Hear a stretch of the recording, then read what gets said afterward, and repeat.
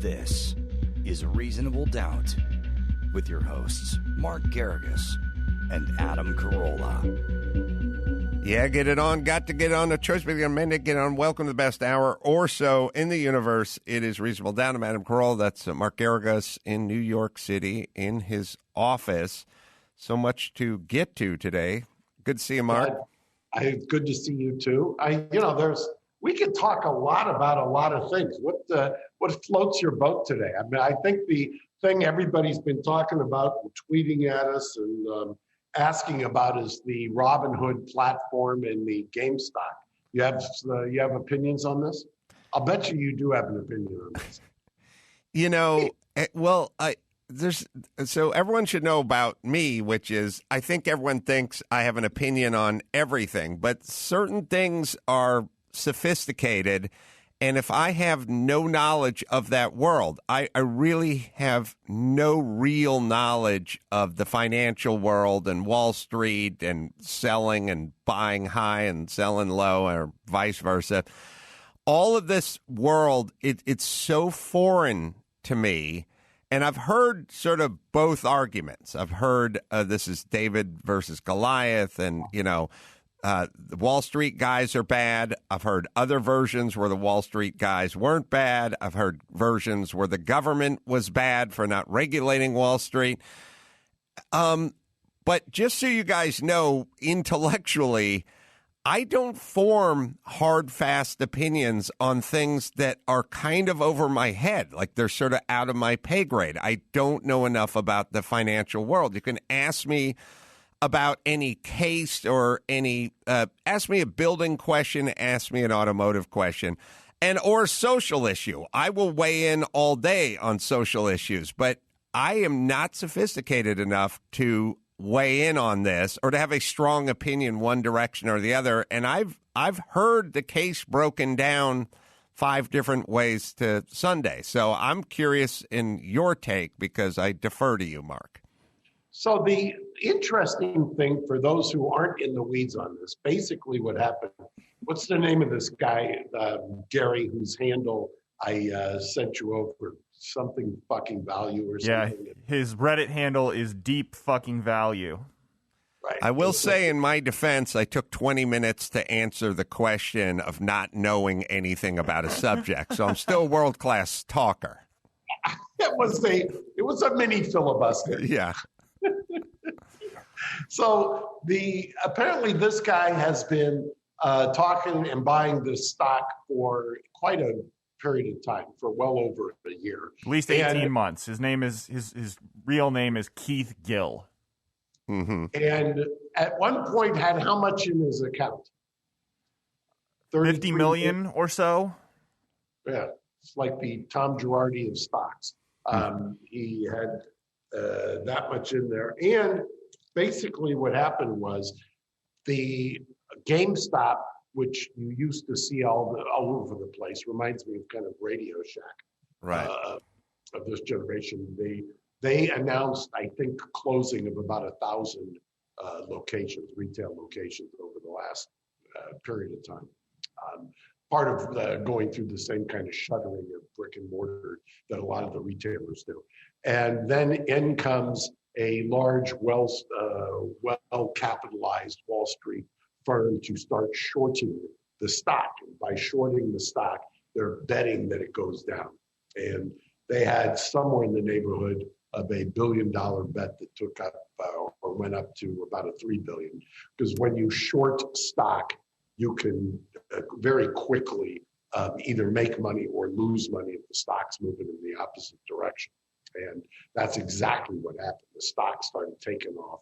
These guys were caught in what's called a short squeeze, and they have to start covering their squeeze. They actually, I understand, Gary, what is it? I want to say Melvin Capital or something like that, actually had to get a cash infusion from Steve Cohen, now owns the Mets and who Billions was apparently based upon. In order to get out. And they took somewhere in the neighborhood of a $3 billion loss. Then Robinhood, where part of what has happened during the pandemic, if you believe what you read is that there's been a great upsurge in retail investing, retail meaning people at home day trading. And the day traders kind of went all in from these various forums, and Wall Street bets started kind of adding some fuel under the fire. And next thing you know, the stock took off. And then all of a sudden there was a trading halt by Robinhood, and all these people, or quite a few people, lost quite a bit of money. Others obviously made money, but it was kind of a interesting. The reason politically that it was interesting, obviously, is you may have seen it. Both AOC and Ted Cruz were in agreement as to the what was something going on wrong here. I tend to think if the both of them are in agreement, then maybe we ought to take the contrarian view that maybe they're both wrong. But the what people are talking about now is should there have been SEC, the Securities and Exchange Commission, come in and do something? Should this guy who we just named be looked at for kind of what's called a pump and dump? That's traditionally when you see stock manipulation. I don't know. It looks to me like a lot of what's happening here is the Wall Street being exposed for really what it is. My exposure to Wall Street has always been, my brother Matt was a specialist on the floor of the Pacific Coast Stock Exchange back in the 80s. And I remember him, as a market maker, basically one of the guys on the floor in the old school where you would make the market as a specialist. I always thought from that vantage point that it was pretty much akin to gambling when you're doing day trading anyway.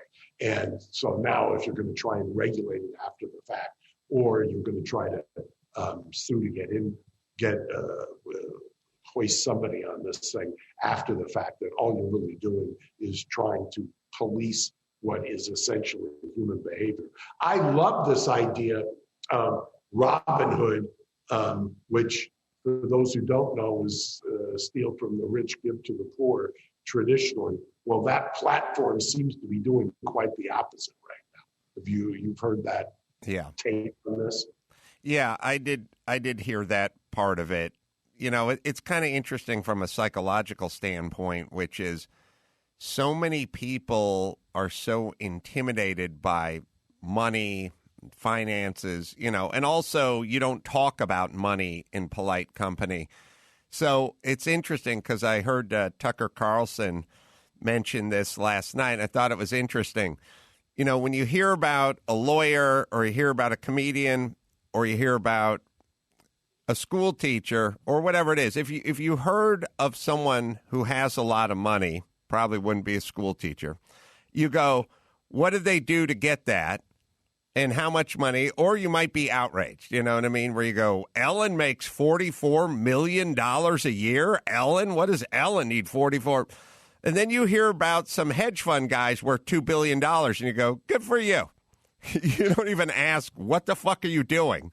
Like, who are you ripping off? Like, how's this work? Like, we have this thing where if you're the boss in some factory and your factory guy's down on the floor making $17 an hour and you made $45 million last year, everyone's pissed at you. We want to know what you're doing. Why aren't you spreading it around? So on and so forth. That's the society we've created. The second you hear about the hedge fund guy or the Wall Street guy by the way, who has more money than all these guys, all the guys who run a business, you just kind of go, well, great. Must be cool to be your kid. Like there's no judgment because I realize we don't know enough. We're intimidated by it, and we're not sophisticated or educated by it. So I think the last thing these guys want is the sunlight shining on them, because they kind of remind me of the patent trolls. When the patent trolls were suing me, the biggest mistake they made was coming out of the shadows and suing someone with a microphone. That was they were fine as long as they were suing all these other tech companies and all these other entities and businesses. As soon as they sued me, I started talking about it. They got pulled out of the shadows. And the main reason they dropped the case was because I wouldn't stop talking about it. It's such, Mark, it's such an insane tactical error, isn't it? Like, here you are, you're happily suing everyone, you're ripping everyone off. You have the judges and you have the Congress. Everyone's in your hip pocket, and you're just printing money, ripping people off. And then you decide to sue someone with a loudmouth and a microphone.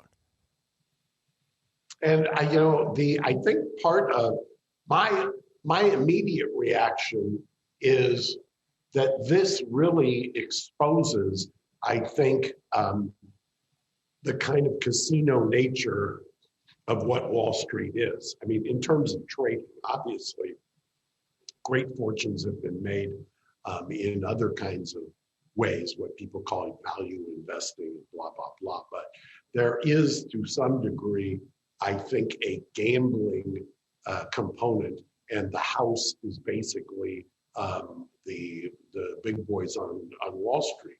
And this shows that if there is at least a free flow of information or retail, what is so-called retail investors, which are people who are on these platforms and they're exchanging information, there's something to be said for the fact that it really becomes it exposes, as you say. It was interesting because back in March, I think it was Bill Ackman who had a short position and made somewhere in the neighborhood of a couple of $1 billion betting that the market would go down. And then when it got low enough, he started buying. And that was kind of his, both a hedge, and he made it going and coming. And there is something to be said that if you realize that, and I've noticed this, I mean, Elon Musk periodically becomes the richest man in the world, leapfrogging over Bezos because of the stock prices. And he can, I think he tweeted at one point this week, didn't he, Gary? On Tuesday, maybe? Yeah. Gamestop, right? He tweeted game stonk, and the reason behind that is most likely that back when Tesla was a struggling car company, Melvin Capital, who ended up taking the biggest hit here, was an aggressive Tesla short, and they were trying really hard to crush Tesla. Ooh. So he saw an option here, tweeted, and within about an hour, he put about 160% raise on the stock because he has 43 million Twitter followers.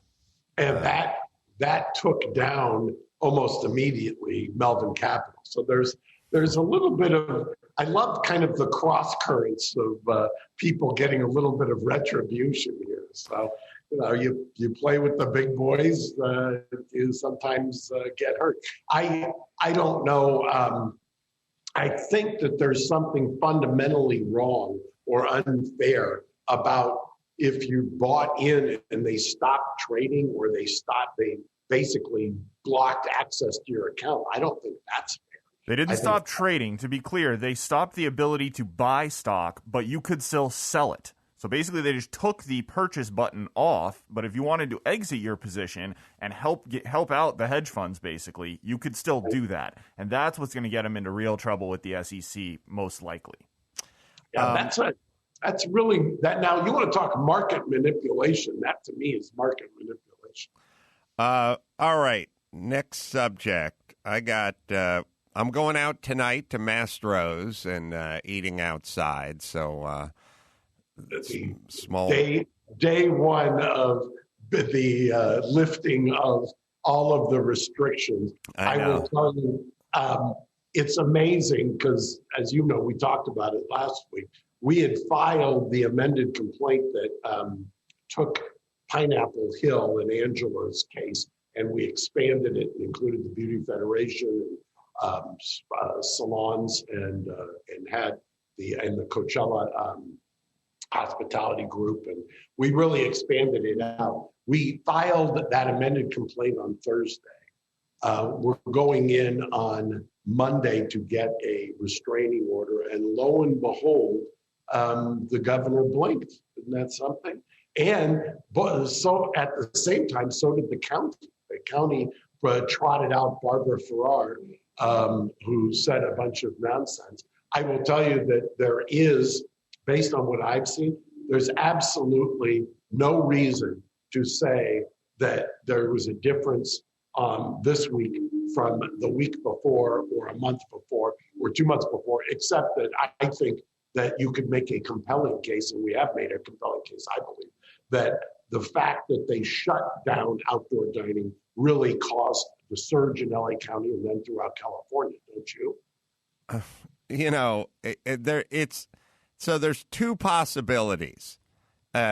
You shut down outdoor dining, and then we have a surge of COVID cases. So there are only two possibilities.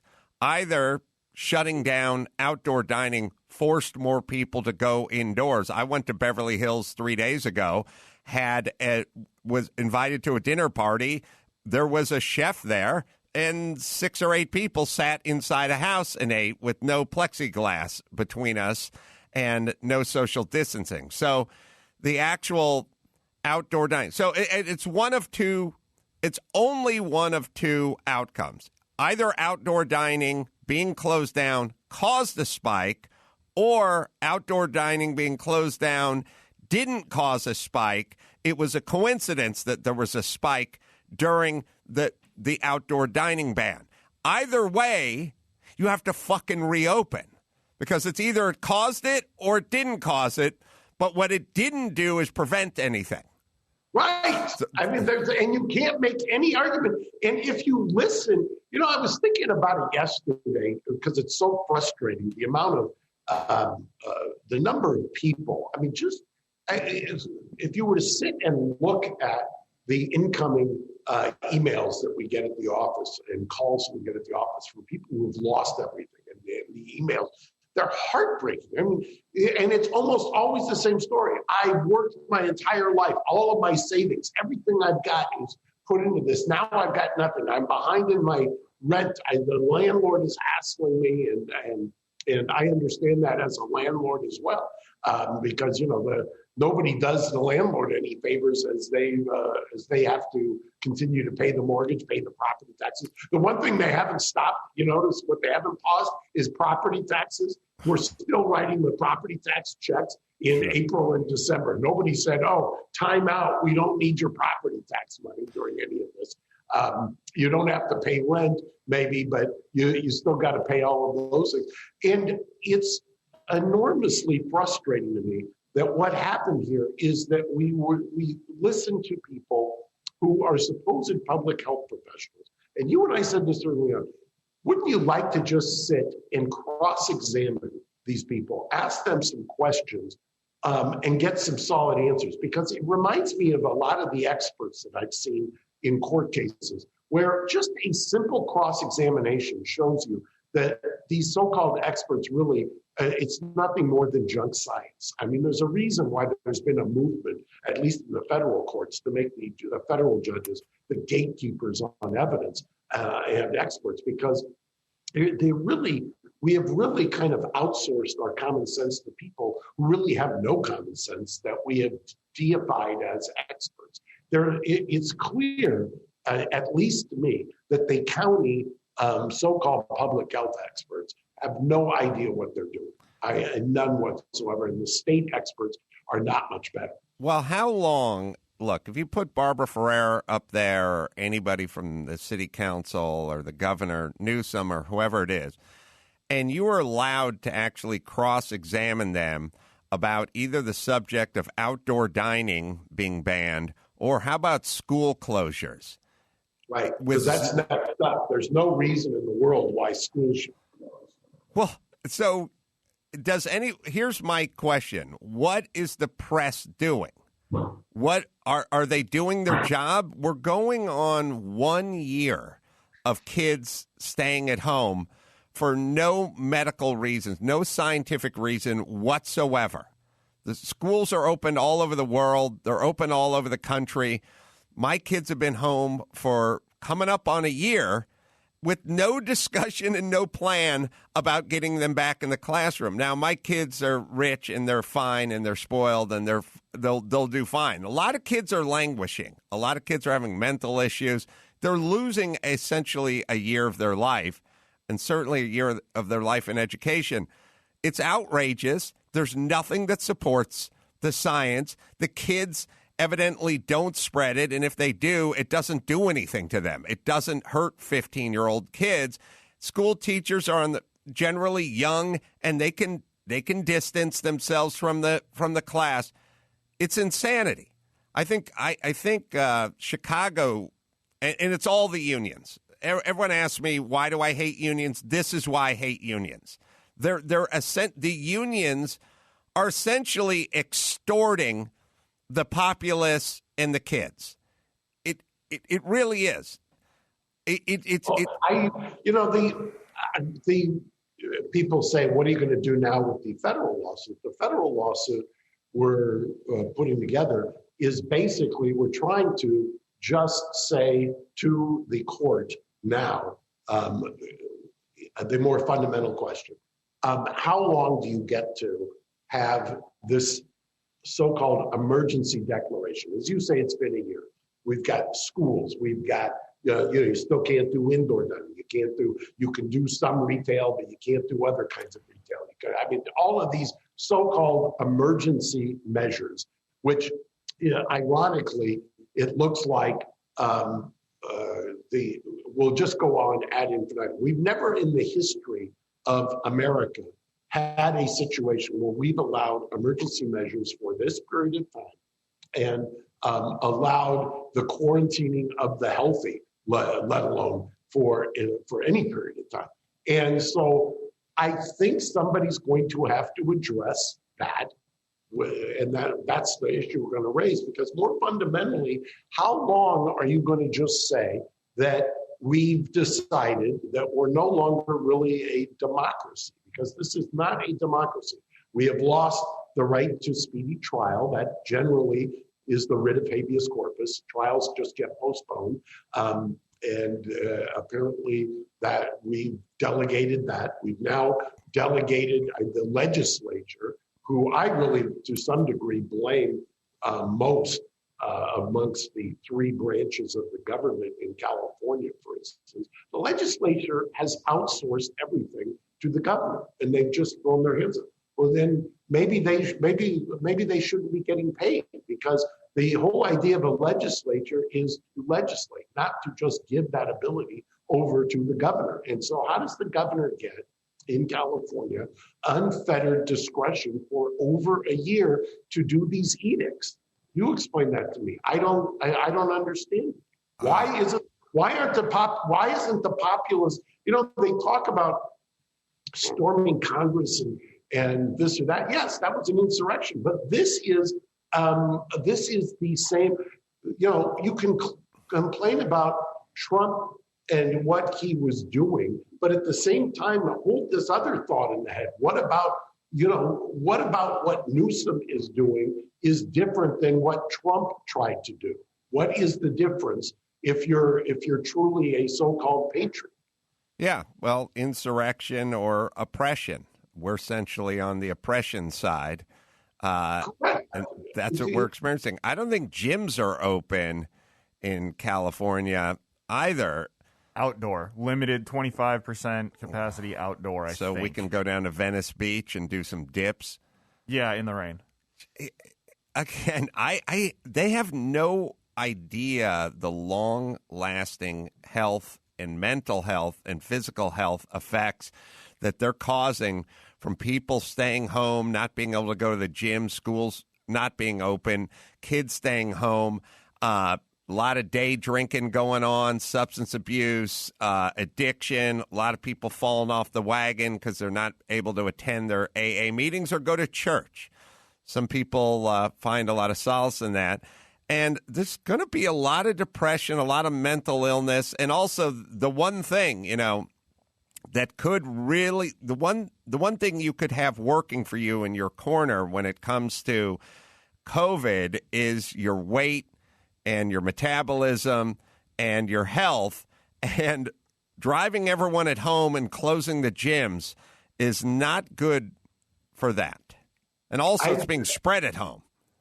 Right. And by the way, wouldn't it have been a better lesson to begin with to focus on people's health and their metabolic syndrome or their what they were eating or what kinds of things. Well, I was I was looking down the line of the groups, the ethnic groups that were most affected by this negatively, deaths per or cases per 100,000.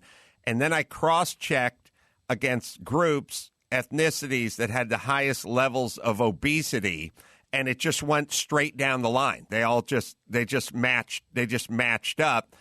I won't out any ethnicities, but I will say the Asians did the best. They have the least cases of obesity. They're much more than the blue-eyed devil, and they had the least cases and deaths from COVID. So to me, you could draw a straight line between the populace and how they were in obesity rates and COVID deaths. I think that's a medical fact. So this would have been a good opportunity to coach everybody up in that department. This could have been a teachable moment, as they say. And forget about COVID. Think about the long-term costs of somebody who's grotesquely overweight or just overweight, all the things that happen. Forget it. If they're 31 now, fine. But what about when they're 75 and the joints and the hips and we need replacements? And think about how much somebody who's obese, think about what they cost the system in terms of their medical care. And this could have been a time to head a lot of this off at the pass. We could have got hold of a lot of young people and coached them up about diet and exercise and supplements and how that affects you. And we could have just used COVID, because we're not going to get a teachable moment like this in the foreseeable future. You can't just say to groups of people, hey, lose weight, fatty. But if you do it with this moment in time of, we're worried about you, we don't want you to be killed by this disease, here's what I need you to do, we could have created some habits. We could have instilled some knowledge and some habits. Instead, what we got is idiots masking off the horse trail and explaining if you go to the beach, you have to lie down 6 feet away from the next sunbather. It's just what more? Can't lie down. Oh, you can't lie down on the beach. Yes, insanity. By the way, insanity. And as I yelled at the doctor from the show The Doctors, who was doing a respectful interview with me about sort of me being an asshole on Twitter with this COVID stuff, he's like, he rushed to their defense. He said, well, they didn't know. They didn't know. I said, they didn't know you couldn't lay down on the beach. They didn't know that? The infectious disease experts didn't know that? Well, if they didn't know that, then fucking fire them. I don't know what the fuck kind of expert you think you are. If you're an infectious disease expert and you're thinking somewhere in April, I don't think it's safe for people to lie on the beach, well, then you don't fucking know what you're doing. Because you don't have to be an expert to figure that one out. The safest place you could have been was the beach, and they were closing the beaches. Why the fuck did we close the beaches? I remember that. What they do, Gary, was it Malibu, where they were bulldozing some sand structure or something? Got one of Garcetti's greatest hits. It was you might be referring to the skate parks that he filled with sand. That was a good one. In Malibu, there was famous pictures of them arresting a sole paddleboarder that was probably 40 yards offshore in the ocean, just paddleboarding around. There's a litany of great ones. They're literally waiting for a solo guy on a paddleboard who was at sea. They were waiting for him to come ashore so they could arrest him. Alone. Right. Yeah. Right. And the other thing they were doing is they were, of course, taking down all the nets on the beach volleyball and then making sand dunes in the beach volleyball. This allocation of resources, really. You're going to hire a bunch of union guys to drive bulldozers and make mounds of dirt in the sand. You should pray that everyone goes outside, gets some vitamin D, exposes themselves to the sun and the salt air. The safest place you could have been was the beach. They fucking knuckled down hard on shutting down. They were patrolling up and down. They didn't have enough CHP guys and enough sheriffs to patrol. So they deputized. I think they went and got like the Pinkertons or something, and they had these deputized guys going up and down PCH. So their big focus was the fucking beach. I'll give you another example. I mean, this is a case I'm actually litigating this week. You know, Tin Horn Flats. Yes. They complied and did to-go service, and the county is trying to take away, and the city of Burbank, trying to take away their license now based upon the fact that their health permit was revoked because they were doing to-go orders, and people might sit on the patio out there. Or in one of the citations, a county health inspector who came by every single day said that a customer who picked up a to-go order was not masked, and therefore that's somehow their fault, and we're going to cite them and we're going to shut them down because they're not policing somebody who picked up a to-go order who wasn't wearing a mask. This is the end.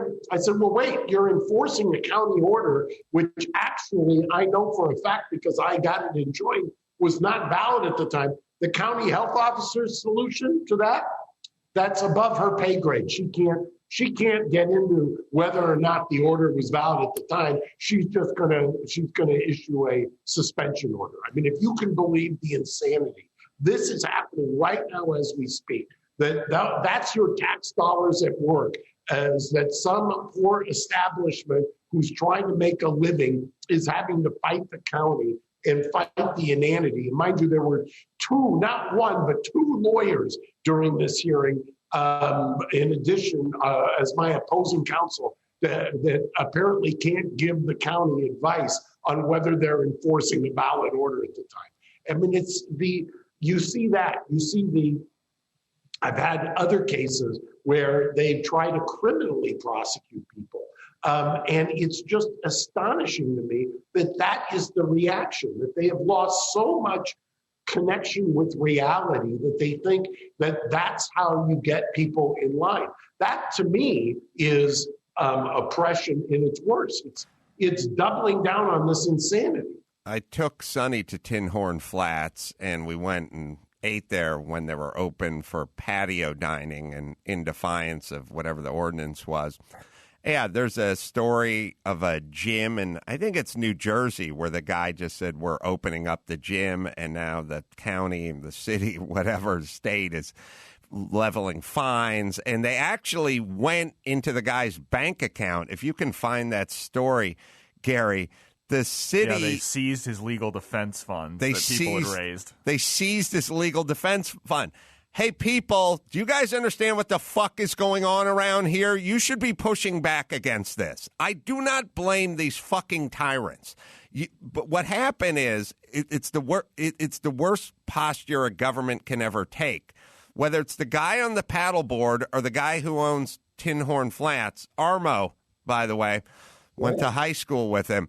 The notion that these subjects have dared to defy the government. They're being punished because they dared to defy these, by the way, rules that have no logic, rules that may have no scientific back. So here's the deal. Like, forget about COVID.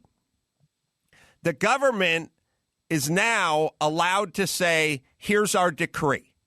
Our decree is before you get into your car and go to work, you have to walk in a circle and say, Ollie, Ollie, oxen free, and then you can get in your car and you can drive to work. And if you defy them, we will make an example of you. And you may say, well, why do I need to walk into a circle and say, Ollie, Ollie, oxen free? I don't get it. Well, how's that? Why is that a safety? No, you don't need to know. We've made the decree. You go alone on a paddleboard in the middle of the Pacific Ocean. Of course it's not dangerous. It's the opposite of dangerous. You should hope your citizens go out, get sun, and get exercise that way in the open ocean. No, you defied us. Tin Horn Flats, you've defied us. Hey, Achilles. Jim, you defied us. And now we're going to punish you because we have to put your head on a pike and put it out front of the State House so others know what happens when you defy. We will make an example of you. It's a perfect example is you take a look this week.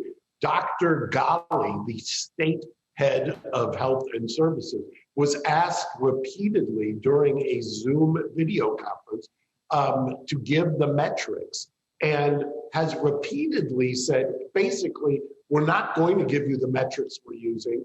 It's too comprehensive for you to understand. Basically, it's almost like it's proprietary. What are you talking about? This is state data. This is government paid for data. You're a government official. You don't get some kind of, theoretically at least, until this craziness that we've been enmeshed in, theoretically, this was taxpayer funded information, and you're telling me that you're not going to release it, and you're not going to tell us what the metrics are or why and what? We're too stupid to understand it? Is that the issue, or is the fact that you're just full of shit? I mean, there is at a certain point, where is, I'm with you, where is the idea of a press that holds government accountable as opposed to a press that is nothing but either a cheerleader or a spokesperson? The press has been feverishly working on Ron DeSantis in Florida. That's who they're all focused on. They're focused on the guy who's murdering his citizens because he reopened society or he never closed down society.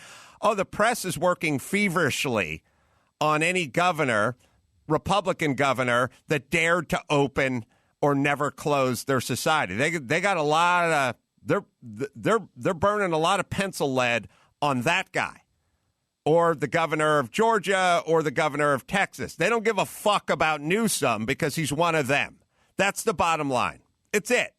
They don't. Well, I'll tell you, the only thing that will save Newsom is by him characterizing this as a, I think they started off as a coup, and that it's a Republican-fueled effort. I think that it shouldn't be a Republican-fueled effort. It should be enough citizens should be fed up with what is happening in the state. I don't care which end of the political spectrum you are on. This should not be a party issue. This should be a common sense issue.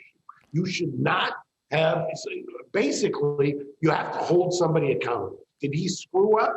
Is there anybody who's going to come to his defense and say that he didn't screw this thing up massively, that he didn't not only take people's lives and livelihoods, but then double and triple and quadruple down on it? Well, how do you justify any of the actions? Let's not forget the $31 billion squandered by the EDD on all the fraudulent unemployment claims. I mean, right. So let's form a new task force to figure out why it is that we documented 11 billion and another 20 is under suspicion. The task force is going to solve that. I mean, it's unbelievable. The series. I mean, if you screwed up that much in your life, if professionally, I mean, if you just had failure after failure after failure, where do you say at some point, wow, he deserves to have this job? What has he done that he deserves? Because there's an unexpected windfall of tax revenue, which he had nothing to do with. That's why he should keep his job. I'm curious about the schools. Why is he keeping the schools closed? Is it just the teachers' unions pressuring him? And at what point do you get to sue teachers' unions? And also, by the way, the same asswipes that are loving the teachers' unions are against school choice and vouchers and private schools and all that as well. The private schools have stayed open. They've done fine. There's no issues with the private schools. So the rich kids who can afford the private school, they go uninterrupted with their lessons. The poor kids who are already going to subpar schools, and could be Chicago or Los Angeles or wherever, they're now the gap between the haves and the have-nots has grown even greater. The kids who can afford private school, whose parents are involved, whose parents are successful, they were not scathed by this. It's the kids who go to the public schools that are going to miss a year and basically create a larger gap between those with privilege and those who don't have privilege, enacted by the asswipes who won't shut up about equity and inequity and privilege and white privilege and wealth gaps. These guys never fucking shut their pie hole about that. They're actually creating a larger chasm in the scourge that they call the wealth gap. Well, I will tell you that the school issue, to me, is the next battle that has to be waged. I mean, obviously, the livelihoods of all of these businesses that have been either killed or crushed by these actions, it was one battle. But I mean, it's like a never-ending battle against idiocy and stupidity here. I mean, that's why I think more fundamentally somebody has got to take up this case of whether the governor, in this case, has the authority to just make emergency declarations ad infinitum, meaning that there's no limit to it, that you can just declare an emergency and that's it. I don't understand how quickly in America we've gone to the point where we're okay with this.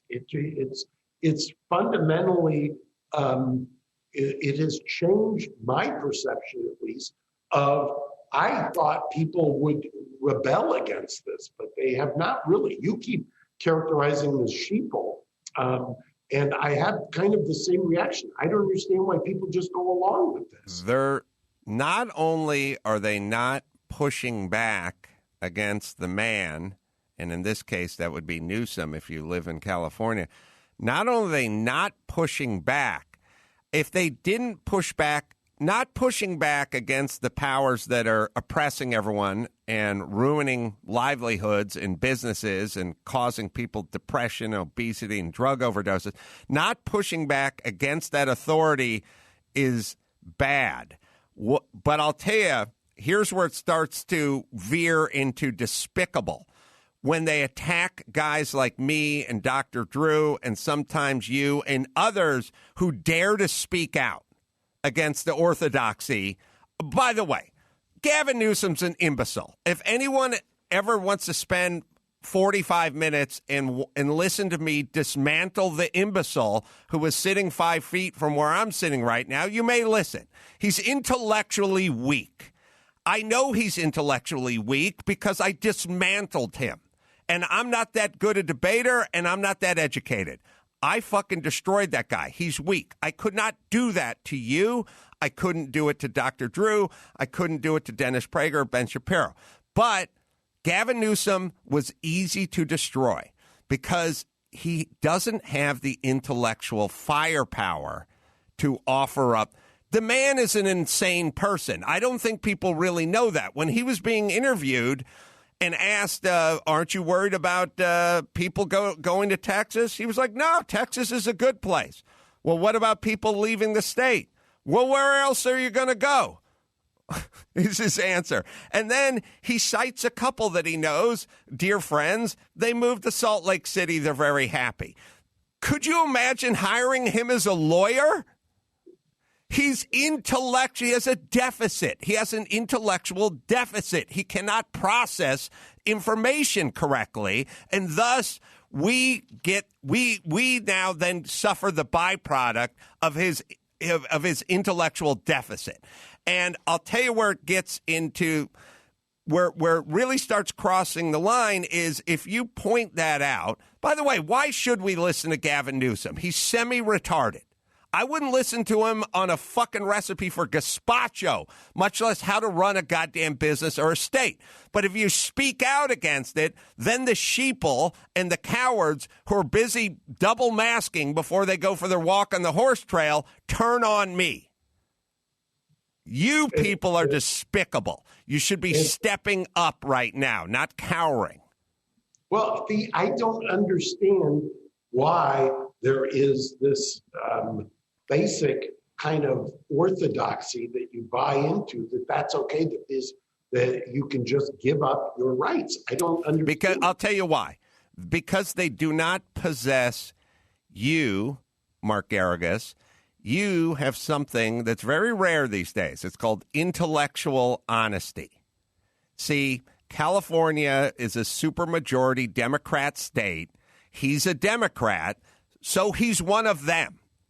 And he's also, the Los Angeles Times endorses Democrats, so he's one of them. So he's one of them. And they don't have the intellectual honesty that you have, which is you are a Democrat, but you can also see when one of your own is doing something that is injurious to the populace. So you have that honesty. The Los Angeles Times doesn't have that honesty, and many of the citizens here who voted for the Democrat don't have that honesty. It's one of their guys making horrible policy, and then they circle the wagons to protect that guy. The Los Angeles Times should be destroying Newsom and Garcetti at every turn. Yeah, and instead, all I see is opinion articles about how the recall is funded by this guy or that guy. Yeah, and it's always the hard right and no talk. And then, they finally, most of these articles talk about the French Laundry, but that's just because that fired people up. The fact of the matter is that there is something fundamentally wrong, as you described it, with the decision making and what's happening. How in the world do you sit here and say that I endorse what is happening in this state? How do you say that what is happening in California is a good thing? I'm all for it. I'm for Elon Musk moving. I'm for people, high earners, fleeing out of here. I'm for unending emergency declarations and basically upending the Constitution. Understand something. I'm not exaggerating. The only time that I believe the writ of habeas corpus has been suspended was either Japanese internment camps or during the Civil War. What were there again? With the writ of habeas corpus is de facto suspended right now. And have you heard anybody talk about it? You have that on anywhere in the LA Times? I haven't seen it. In fact, the ABA, American Bar Association, wants to interview me, and I said, fine, about whether or not I'm getting blowback because I'm challenging these COVID restrictions. That's the story. Am I getting blowback for challenging? All right, let me take a moment, hit Geico here. Do you rent? Well, you probably do one or the other. And you got your automotive insurance. How about you bundle? It makes it easy. Yeah, Geico makes it easy to bundle. You take your homeowners or your renters insurance. You go to geico.com, you get a quote. You see just how much you could save and how easy it is at Geico. That's geico.com. Visit them today and get your bundle on. All right. February 26th, 27th, Oklahoma City Bricktown Comedy Club. I'll be doing stand-up and live pods there. You can go to adamcarolla.com. Some of the shows have been postponed in Kansas City and Royal Oak, Michigan. And go to Chassy, CHASSY, and see all our movies. And you can check out stand-up for free at our YouTube page, youtube.com/Adam Carolla. What do you got, Mark?